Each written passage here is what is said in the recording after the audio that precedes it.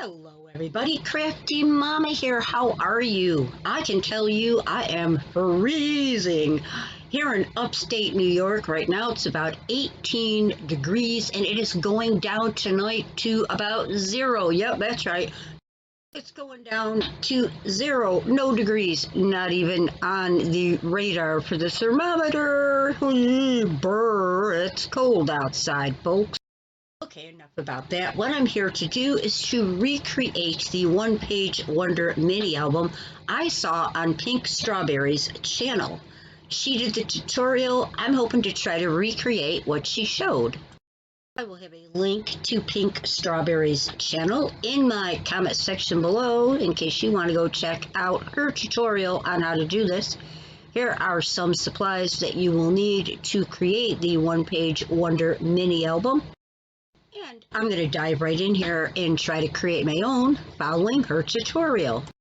So the first thing we do is we score it at 4 inches and then 8 inches.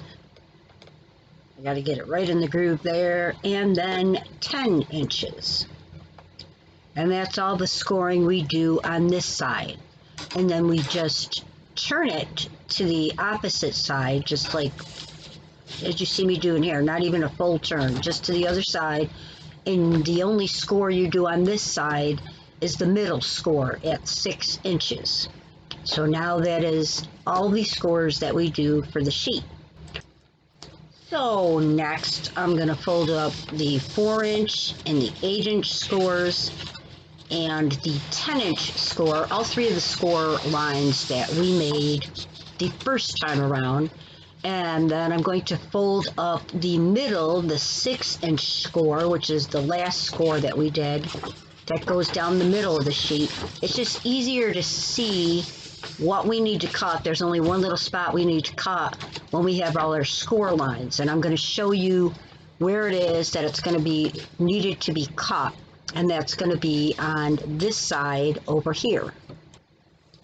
All right, so we need to do our cut. And I'm going to turn my paper, and as you can see, that's the corner we're going to cut. And you're looking at it on the video, the actual corner.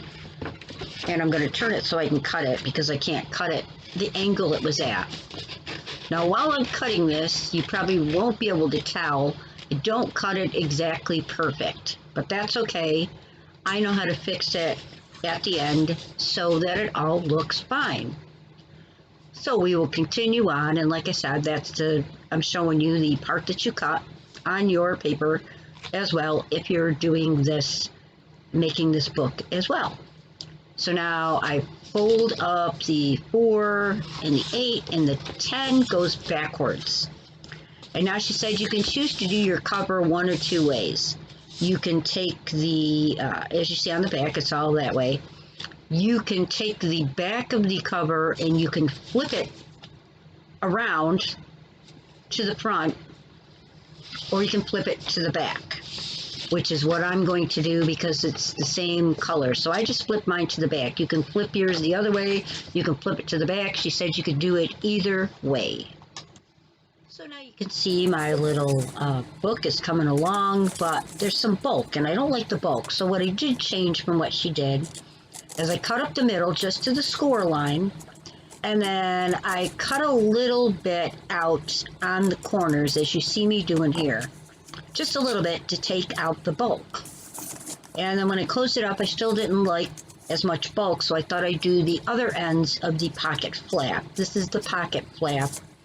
And I'm just, again, taking out a little bulk from it to cut down on that. So I cut both the ends off as you see me doing here. There's not an exact measurement here. You just eyeball it. You're just taking a little off again just to cut down so it's not so bulky. And as you can see, I cut on the flap, the pocket flap, both in the middle on the sides of it and in either end of it, and that did cut down on the bulk. So it's good for me now. Now, I did see in her comment section, at least one person said they just cut off the pocket flaps altogether to cut down on the bulk, but I think I'll leave them. And then you just put a little glue right on the ends, on the inside, of the actual pocket, not the flap. This is the pocket. And then you just put that down and let that dry for a second. And she put like pop dots or whatever on her flaps to get them to stay down, but I think I'm going to glue them down. I just decided to keep in the flaps, and I'm going to glue them down, and that's all. Just put a little glue all around the flap on the outside, and then just a little on the inside. And I actually, after I did the flap part here, I actually went back and I put a little glue in the middle of the pocket on the inside, just on where the score line is in the middle. Just because without the little glue in the middle, the pocket's like one huge open space, and I kind of wanted them to be separate pockets. I don't show it on the video because I forgot to videotape that, but I did put glue down the middle on the inside so that it's two separate pockets. So here's what the pocket looks like, what I was telling you that I glued on the inside and the middle, so it makes two separate pockets. So now you have the page you flip to the back. If you flipped the page we cut to the back, and then you have another page right before it. What we're going to do is take the back of the book here, not the back cover, the page right before it, and we're going to glue it in an L down the side and across the bottom. Your back cover's still there. That's the page you flipped if you decided to flip it to the back. And then we're going to dry that, and that makes the pocket just before your back cover. You get a side pocket to put something in. Now, for your covers, you're going to want to make yours for the front and back cover, and if you're going to cover the inside pages, you're going to want to make them 3 3/4 high by 5 3/4 long. But because I made a slight goof, as I mentioned kind of like earlier in the video, how I'm going to fix that is by making my cover the full size. My cover and back page, I'm going to make them 4 by 6. But again, you make yours 3 3/4 by 5 3/4. And I'm going to put the glue on here. And you don't really need to see me put it on the whole thing. But you also want to get out your ribbon or whatever you're going to use as a tie. And you want to glue that down or use double-sided tape or whatever before you put the front and back cover on, because you want it secured underneath those covers. Okay, so here I put my front cover on with my ribbon underneath that, glued underneath that, and my back cover on, ribbons underneath that. And my ribbon is long. You always want to make it longer until you decide how long you actually want it to tie. You can always make it shorter, but you can't make it longer, of course. So on this page, this is the page where it's 3 3/4 by 5 3/4, and I made it that height and I rounded the edges, but I decided, she put a whole page on this, I decided I'm going to make this a pocket. So I'm only going to glue the bottom and the sides. It's going to be a top pocket that I could stick something down inside in. I love making lots of different pockets and tuck spots and things.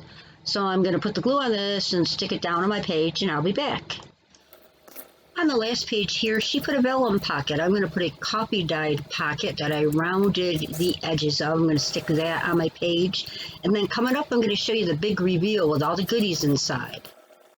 So on the front cover, I put some corners, as you can see, black corners, and then I had a bird punch. I punched out birds, put a little something behind them so they had some color, and added some eyes to them. I thought it was kind of cute, kind of a bird theme in here. And let me turn this around so I can show you the ephemera that I made for the inside. Now this is just cut apart from the paper pad, but I thought with the little eggs below, nests and eggs, that's what the back looks like. It could be a journaling spot. Here's another journaling spot that I just put in there, made. And let me go on the other side here. I made a little pocket in the front, this one that says Truly Perfect. And I made a little booklet just with a couple of little pages inside. Fits in that little extra pocket I made. And of course, when you're on camera and trying to get it in, it wants to give you a hard time, but it goes in there really easy. I'm just trying to do it at a weird angle. All right, now behind that, another little piece of ephemera, the bird's nest, as you've seen on my cover. And I made this little journaling spot with the topper on it. It has some coffee dyed paper on the back. So that's what's in those two pockets. Let's continue on and see what else we have. If I turn it around here, there's that side pocket, and I added a coffee dye journaling spot. I added these two fabric birds with little gem eyes over on this side, and this is the last page that I made into a big pocket. And I pull it out, and I got a cute little journaling spot here. Again, coffee dyed paper on it. And I'll put that back in there. And then on the back page right here, you saw the pocket. I added a bird, little gem, little color in the background of them. And then I also added a little journaling spot here, made a little card with coffee dyed paper. All in all, I ended up with 6 pockets and 8 pieces of ephemera. Probably add more of that. And maybe even add some stickles to the front of it just to jazz it up a little. That is my one-page wonder mini album completed. Maybe you'd like to give one a try. It was pretty easy and fun. Well, I thank you so much for stopping by and spending your time with Crafty Mama. Have the best day ever. Till next time, bye-bye.